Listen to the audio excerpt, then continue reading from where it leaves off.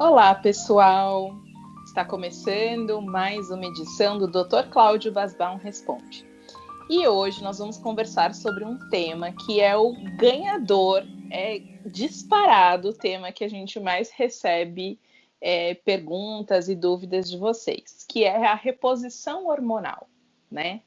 Então, aproveito aqui para fazer um convite e dizer para vocês acessarem o site do Dr. Cláudio Basbaum, que é www.promatrix.com.br, que lá tem muitos outros conteúdos sobre esse tema e eu acho que vocês vão aproveitar bastante. Olá, doutor! Olá, Beatriz, olá minhas amigas seguidoras desses canais de informação médica que venho utilizando para trazer todos esses cuidados preventivos, curativos e orientações para a nossa população feminina. Esse trabalho, com certeza, deverá estar, pelo retorno que a gente tem, contribuindo bastante mesmo com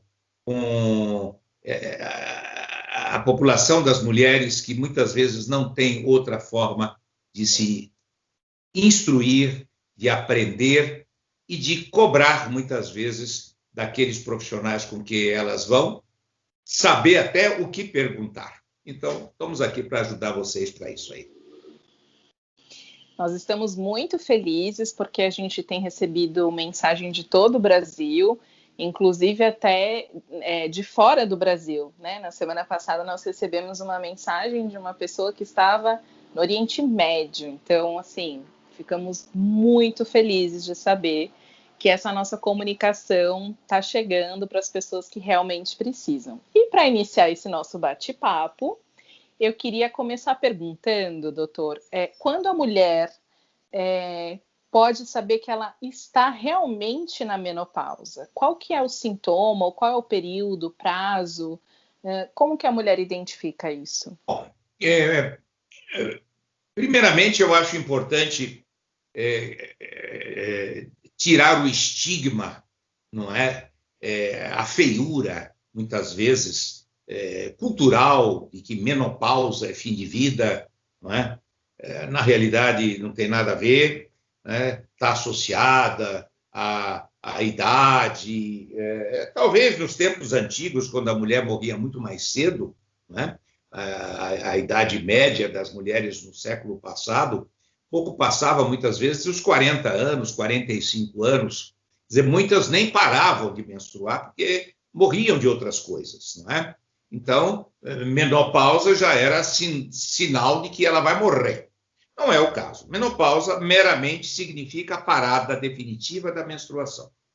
Então, a menopausa quer dizer, deixei de menstruar numa idade determinada que gira em torno da mulher brasileira, dos 45 aos 50 anos é a média, não é? 45 anos a 51 anos é que a gente observa que a mulher brasileira deixa de menstruar.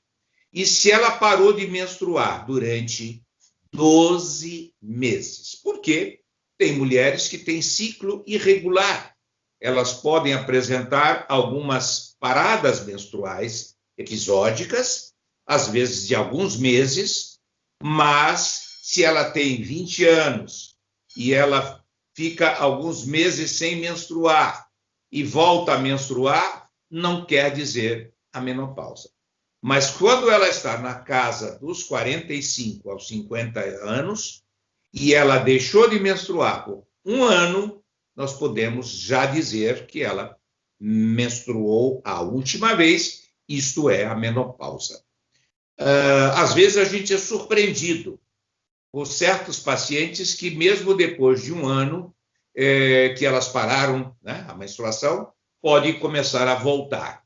Neste momento é importante esclarecer, sangramento após esse período, numa idade como essa, merece um estudo para ver se não é um sangramento uterino anormal, que merece um estudo. Aí já é outra conversa, ela está sangrando fora de hora, sobretudo se for estranho, se for abundante, se for diferente, Se for com dor, aí já é outra conversa. Não é? Então, menopausa é isto, né? Que é precedido geralmente de sintomas. Não é? Existe uma série de sintomas que precedem, que é a fase do climatério. Não é? Nesse período, a mulher já tem os sinaizinhos, começa a apresentar. O climatério começa a ser na queda hormonal. Já começa a mulher ovular menos, com ciclos um pouco irregulares, atrasa um pouco, adianta um pouco.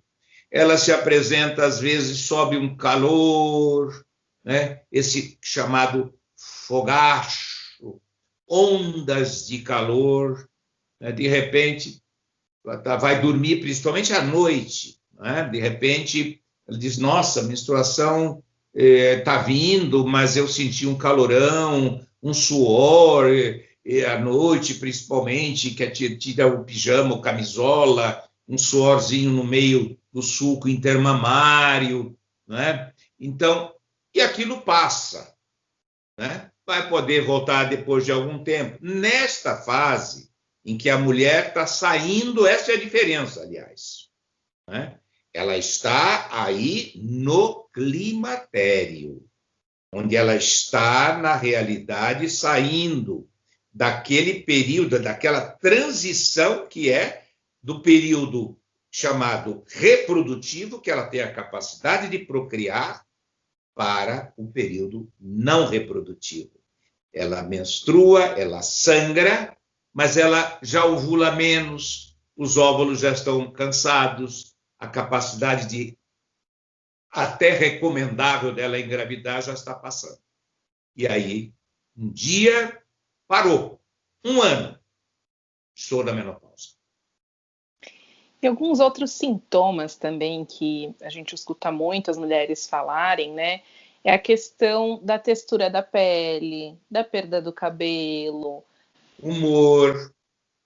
Então, além dessa questão dos calores, né, dos fogachos, muitas mulheres falam que notam mudança na textura da pele, um aumento da queda de cabelo, insônia, todos esses são sintomas da menopausa e por que, na verdade, eles aparecem? Olha, esses sintomas, na verdade, eles vão surgindo à medida que os hormônios ovarianos vão caindo. Quando nós não, as mulheres nascem, quando as mulheres estão ainda na barriga das suas mães, que são bebezinhos, né, eles trazem uma história naqueles ovários deles.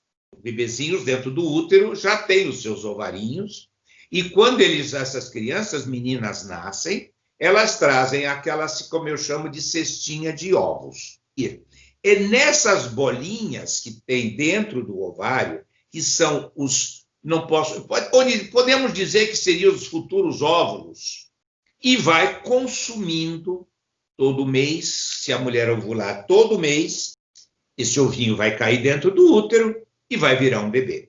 Muito bem.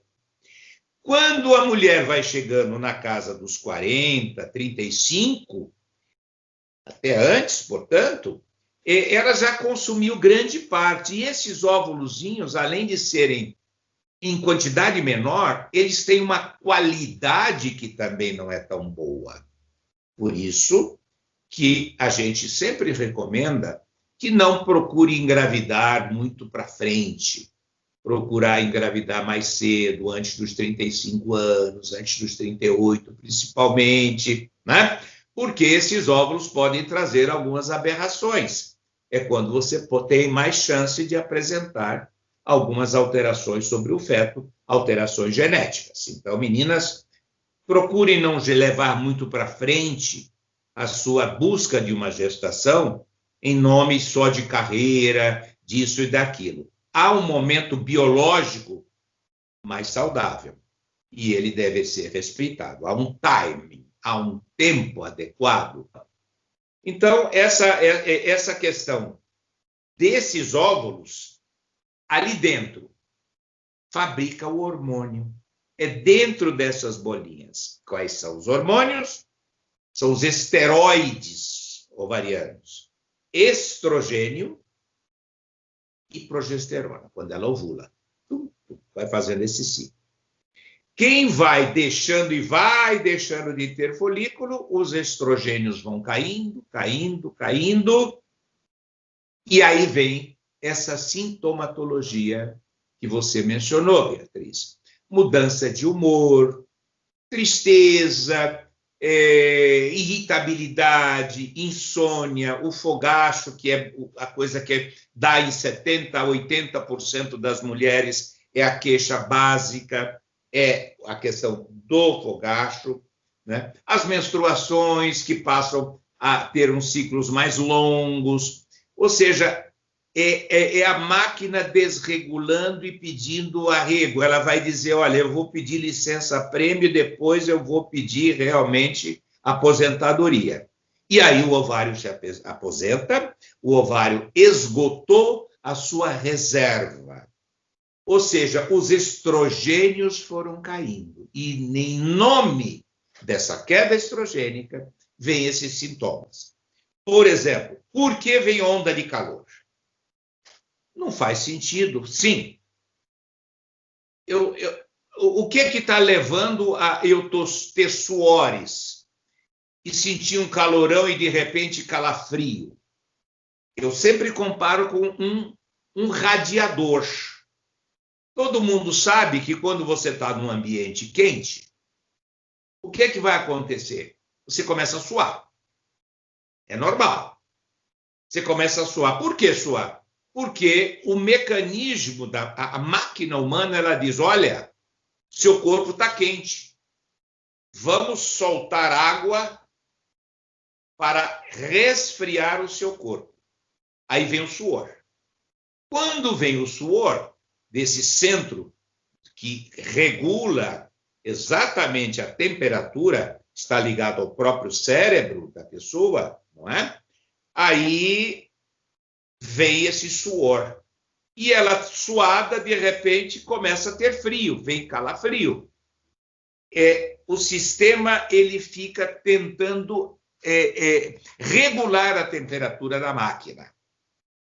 É isso que termina acontecendo. Quando cai o estrogênio. Você perguntou, por exemplo, a questão de cabelo, por exemplo, de pele. Dependem, sim, porque os estrogênios, eu volto a falar, o estrógeno, hormônio feminino por excelência, né? Ele é quem vai agir. Mas ele age como? Na pele, no couro cabeludo, nas mamas, existem receptores hormonais. Certo? Então, não é porque está andando estrogênio no corpo da mulher que ele passa ali e dá aquele efeito. Não. É preciso ter receptor hormonal. Vamos dizer, aonde será que tem mais receptor hormonal? Na ponta do dedo ou na mama? Não precisa ser médico. A mama. Mama depende de hormônio. A ponta do dedo não depende. Não é verdade? Bom, e aonde mais? O genital, depende disso. A mucosa genital, quando falta estrógeno, vai ter ressecamento. Mas não é no começo. Esses sintomas vão progressivo. No climatério, é uma coisa que vai indo. Quando para a menstruação, aí o estrogênio já está baixo, aí vem outras queixas, que são já o ressecamento. Outra coisa, estamos falando da pele, não é verdade? Vem o estrogênio e vai funcionar com os seus receptores lá. O receptor diz, oba, chegou o estrogênio, vamos fazer o nosso papel. E na cabeça? Opa, cabeça de mulher, além das coisas que tem diferente do homem, bem diferente, tem, por exemplo, uma quantidade que é pelo menos 4 vezes maior de receptor hormonal para estrogênio do que do homem. Beatriz, você veja, você com esses seus lindos cabelos, eu não tenho esses cabelos. Porque você tem receptores hormonais para estrogênio e os cabelos vêm. O homem fica careca muitas vezes. A mulher na menopausa, ela vai tender muitas vezes a ter queda de cabelo, vai ter cabelo mais fininho, mais miniatura, algumas áreas menos cabeludas. Já você vai observar as senhoras de idade bem avançada já ficam com os cabelos rarefeitos. Então, tudo isso que nós estamos falando é sintoma climatérico menopausal. Quando parou a menstruação, aí ela está na menopausa, com toda aquela cortejo de sintomas que nós já conversamos. Bom, então a gente separou aqui algumas perguntas que chegaram para nós e eu vou começar pela da Sônia Mara Neves. Ela diz assim: eu sofro muito com os calores da menopausa. A reposição hormonal pode ser feita por qualquer mulher? Eu tenho medo de tomar hormônios. Qualquer mulher, doutor? Olha, eu vou fazer só a ressalva, desde que não haja contraindicação. Porque os fogachos e esses sintomas todos, como eles dependem de estrogênio, nós devemos aproveitar, sim, se ela está nessa fase menopausal ou climatérica, aproveitar isso que já usou o chavão que a gente chama de janela de oportunidade. A janela de oportunidade vai até os primeiros 5 anos em que a mulher está na menopausa. Nesse período, a gente vai administrando, não é? Pode começar já no climatério compensar, estudando a produção hormonal, cada caso é um caso, né? Uma dose diferente, um produto diferente, né? Um produto mais natural, um produto mais químico, né? Agora, desde que ela não tenha contraindicação. Qual é a contraindicação? Se ela tem, por exemplo, um histórico de um câncer de mama, se ela tem uma história de sangramentos anormais, se ela tem miomas significativos, se ela tem histórico familiar de neoplasias, de tumores mamários, tumores ovarianos, não é? Então, é importante a história familiar e a história dela. Fatores como trombose, histórico de trombose, ela ter, né, flebite, que também pode, o uso de certos hormônios podem, de certo modo, predispor aquelas pessoas que já têm uma certa predisposição ou não, pode ser surpreendida com alguma alteração dessas. Então, é importante você... como é o nome da moça que perguntou? A Sônia. Dona Sônia. Procure um ginecologista que saiba mexer com hormônio. Não é porque, eu insisto muito nisso, não é porque é médico. O médico, ele não é porque ele é médico, ele não sabe orientar 100% uma conduta de terapia hormonal. Não vai saber, porque ele não lida com isso. Né? Eu comparo assim, eu sou médico há muitos anos, acho que sou competente no que eu faço. Agora, eu não vou fazer uma neurocirurgia, eu não vou operar o estômago de ninguém, eu posso operar o útero, um ovário, não é verdade? Cada macaco no seu galho. Então, tem médicos que são clínicos, né? Até mesmo quem mexe com endocrinologia, né? Às vezes vai dar coisa errada, sabe quem? Pessoal de estética. dermato, pessoal de estética, que manda colocar em certos cremes uma certa quantidade de hormônio para melhorar a pele e o cabelo. Eu já tive casos assim, e não foi um só, não. A mulher sangrava e eu endoidando por que as dosagens de hormônio eu fazia, digo, ela está com tumor. Estrógeno. Aí me deu na cabeça, você faz uso de algum cosmético? Ah, faço, doutor, eu faço. Ah, porque sua pele está tão bonita. Eu achava que é porque ela estava produzindo hormônio demais. Eu digo, me manda a receita do creme. Você acredita que tinha estrógeno lá? Ela me deu um baile durante mais de ano e eu endoidando para ver qual é a fonte de hormônio que estava aparecendo no organismo dela. Tirei e acabou o problema. Olha que aviso importante esse, hein, meninas? Às vezes a gente acha que está com super problemas de saúde e, na verdade, algum cosmético, vitamina, remédio para isso ou aquilo, e que está afetando, na verdade, o funcionamento de outras partes, né? Você sabe que isto é um dos grandes problemas no mundo, não é só específico nisso, não.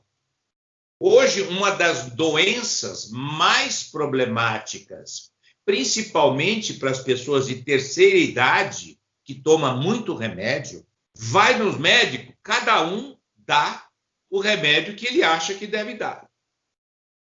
Aqui não é que eu estou criticando a classe médica.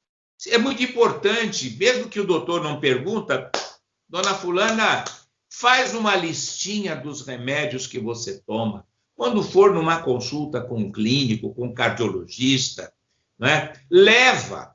Então, nós não vamos inventar aí, fazer uma salada, não é, sem orientação. Você pode ter miomas, podem crescer, pode desenvolver uma alteração no endométrio, que é o revestimento do útero, espessar, pode fazer surgir tumores nas mamas, hemorragias, trombose. Então, é esse cuidado que achei importante a gente chegar nesse consenso. Então, a reposição hormonal, assim como outras questões e medicações e tratamentos, necessitam de uma avaliação médica criteriosa, né, doutor? Acho que essa é a mensagem que fica.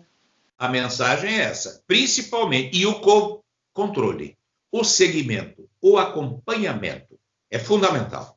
O acompanhamento ganhou a medicação, vai fazer uma observação por 2, 3 ciclos, deu certo, está funcionando, vai fazer controle semestral. Ninguém deve tomar hormônio se não vai passar já bem adaptado, no máximo 1 ano de controle de se fazer. No começo, 3 meses, 6 meses, está tudo bonitinho, aí pode até fazer controle anual. Nós temos uma outra pergunta aqui, que é a Maria Aparecida Alves. Ela perguntou se a reposição hormonal é o único tipo de tratamento para a menopausa e para esses sintomas desagradáveis.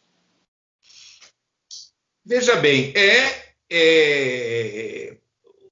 os sintomas da menopausa são provenientes de uma falta de hormônio. Por isso que nós chamamos de TRH, vamos dizer, terapia de reposição hormonal. Hoje já tem um outro nomezinho, mas esse já é meio tradicional, né? É para repor aquilo que deixou de existir ou que diminuiu bem. Então, é a primeira instância no qual a gente vai não só combater os sintomas, mas vai prevenir uma série de outras coisas que o organismo da mulher precisa, como, por exemplo, proteger os ossos da mulher, né? Prevenir a osteopenia, a osteoporose, né? Os ossos precisam de quê? De cálcio, vitamina D, banhozinho de sol, não é? E hormônio. Se o hormônio caiu porque cai na menopausa. Se ela vive dentro de um escritório, não faz atividade física que faz circular o cálcio e tudo mais, né? não toma sol, né? Não, portanto, não fabrica a vitamina D que é fabricada na pele dela, vai por aí afora, tem que dar hormônio. Mas é só toma hormônio e fica tudo bem? Não. Tem que fazer atividade. Então, se vai tomar hormônio, mas até para o bem-estar emocional, é atividade física. Não gosta de fazer ginástica, vai dançar. Toca aí um canal de TV do YouTube bonito e vai dançar na frente da televisão. Eu acho assim um exercício muito, muito agradável, né? Uma coisa muito que deixa expandir a energia, não é? Então, balançar o esqueleto é importante. A alimentação, existem certos produtos que são carregados de hormônio, não é? Alimento. E existe a fitoterapia, que é baseada em vegetais, não é? São esses cuidados com o seu bem-estar. Essa sua pergunta é importante e eu me desenvolvi um pouco mais nela para poder alertar isso, que é tão bom quanto tomar hormônio. Eu acho que talvez também ela pense, né, ou tenha dúvida de se a reposição hormonal é só via comprimido, via oral. Será que existe algum outro tipo de terapia? Sim, é uma questão relevante que você levanta, sem dúvida. Existem todas as formas de você administrar uma medicação, né? A absorção do remédio não é necessariamente tomar um comprimido, ele cair no esôfago, cair no estômago, ser digerido e vai lá e vai absorver. Não. Né? Existem, e se fosse o caso, né, para qualquer outra coisa, né, um tratamento para uma infecção, você pode tomar uma cápsula, como tomar injeção no músculo, na veia, não é verdade? Várias vias de forma, né? Pode fazer a aplicação local do antibiótico, um colírio que você vai pingar no olho, tem o antibiótico. A mesma coisa, você pode usar na pele, aliás, é uma forma de administração muito saudável, principalmente porque ele não vai para o estômago. Tem gente que não tolera muito a medicação oral. Se eu passo em forma de gel na pele, ele não passa pela atividade hepática. Ele vai exercer o seu papel sem ter que comê-lo ou absorvê-lo. Vai absorver pela pele. A pele absorve. Você quer botar uma medicação de ação rápida? Certos remédios, você diz, é sublingual. A absorção é muito rápida.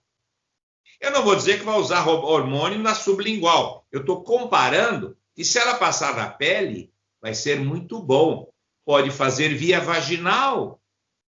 Usar creme vaginal com hormônio. Então, existem várias formas de medicar, inclusive injetável também. Agora nós temos uma dúvida, que é da Marilene dos Santos. Ela diz que já faz reposição hormonal, mas que ela continua sentindo os fogachos e os sintomas ruins, né, chatos disso. Se isso é normal, se o médico... a dúvida dela é se a dosagem está certa, enfim. Tem aí, acho que uma questão de segunda opinião, doutor. Veja bem, de fato ela precisa, porque tudo depende do que hormônio. Existem várias famílias de hormônio, assim como existe um determinado medicamento que você vai ter o original, você vai ter o genérico, você vai ter o similar. A mesma coisa acontece com os hormônios. Mais ainda, existem hormônios com formulação química diferente. Uns são mais ativos, outros menos ativos. Então, uns têm uma quantidade maior no remédio que a pessoa está tomando e outros até o mesmo hormônio em quantidade menor. A eficácia, os efeitos favoráveis ou desfavoráveis vão depender de toda esta gama, não é, de qualidade, de quantidade e que vai funcionar ou não funcionar. Né?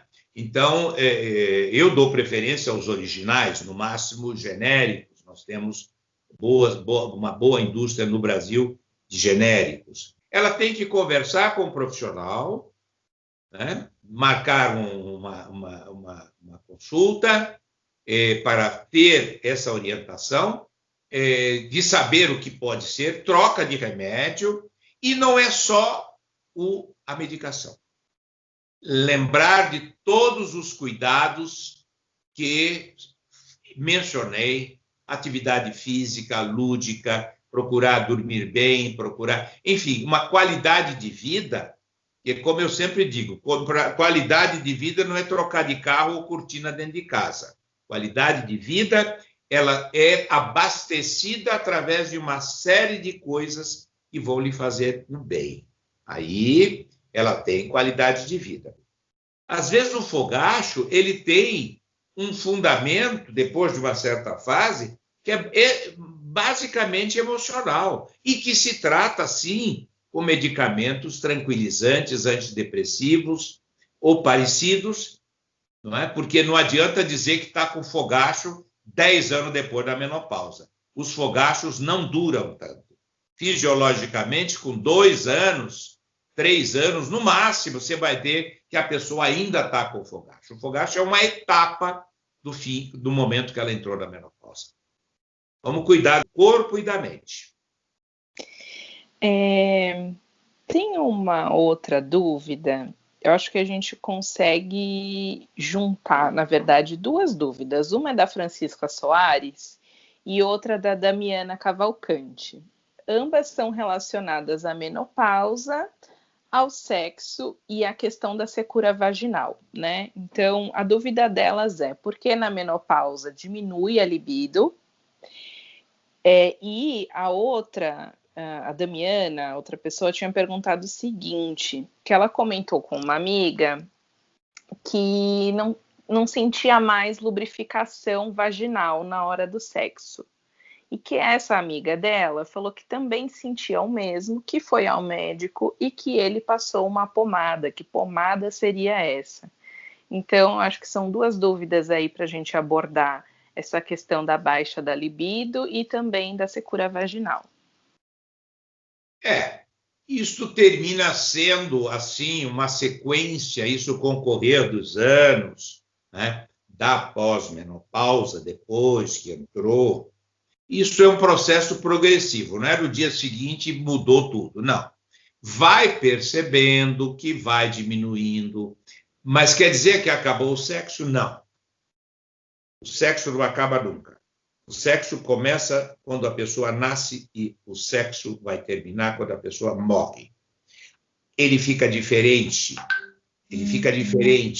Há uma redução, há uma mudança, é preciso aprender a adaptação aos novos tempos. Aquele ciclo do quadro que você vai ter, dos 4 tempos da sexualidade que você vai ter, não é? Que primeiro é o desejo que você tem, né? Depois você vai ter a excitação, depois você vai ter o orgasmo e depois o tempo da restauração daquele momento que foi vivido. São esses 4 tempos que... Então, cada tempo desse, ele vai ficando diferente. É preciso se adaptar e aprender a namorar cada um na sua maneira.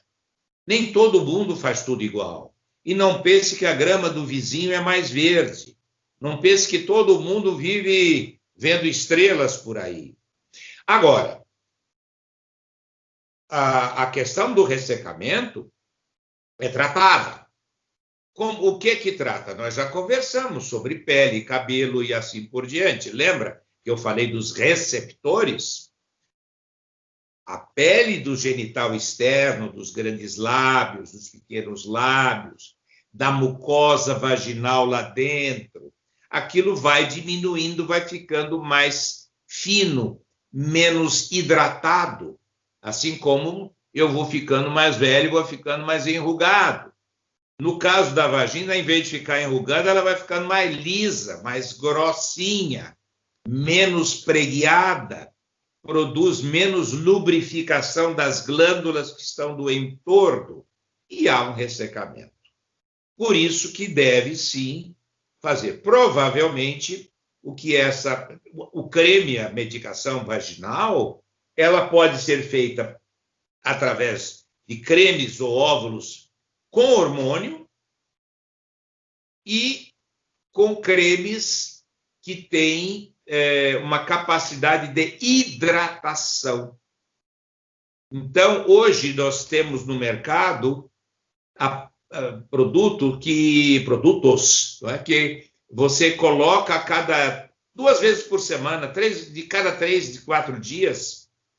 Então, são esses produtos que eles vão hidratar a mucosa vaginal de tal maneira, sem ser hormônio, pode ser usado se ela teve um câncer de mama ou coisa parecida, hidrata a pele, hidrata a mucosa vaginal, perdão, porque ele tem ação meramente local. Então, vai ali. A vagina fica lubrificada, umedecida, tem que ser hidrossolúvel, não pode ser à base de petrolato, vaselina. Não é bom. Tem que ser um creme vaginal que hidrate e que tenha uma base hidrossolúvel. Ela sai com água. Parece uma aguinha babenta e que é parecendo aquele muquinho que a pessoa produz quando está excitada ou quando está na fase ovulatória. Então, fechando os 2 casos, sem dúvida, a libido diminui um pouco, se adapte, aprenda novos jogos, as pessoas se esquecem até como sai para namorar, vai tomar primeiro um chopinho, vai para um lugar, procura retomar certos hábitos que despertam o afeto e o desejo. O que não pode é dizer, eu fiquei velha, Não ficou, não. Não ficou, não. E quanto mais velha ficou, é sinal que você não morreu, dê graças a Deus. Bom, a gente vai ficando por aqui. Acredito que vocês tenham outras dúvidas. Então, se ainda sobrou alguma questão, deixa aqui nos comentários que a gente vai responder. E eu queria agradecer, doutor, mais uma vez, por tantas boas explicações e por prestar esse serviço de esclarecimento à população. Muito obrigado. Mais uma vez, eu espero estar colaborando. Às vezes me estendo um pouco, mas eu acho importante, não é porque o médico disse, é preciso que vocês entendam o que é que o médico disse, porque fica muito mais fácil. Não vou fazer porque o doutor explicou. Não explicou, não, ele só disse. Não. Aprendam, entendam, e aí vocês não vão esquecer nunca, vão fazer certo? Muito obrigado e fico no aguardo de vocês, que são o estímulo para eu continuar esse tipo de trabalho. Muito obrigado. Até mais e não esqueçam, curtam e compartilhem com outras mulheres. Até mais.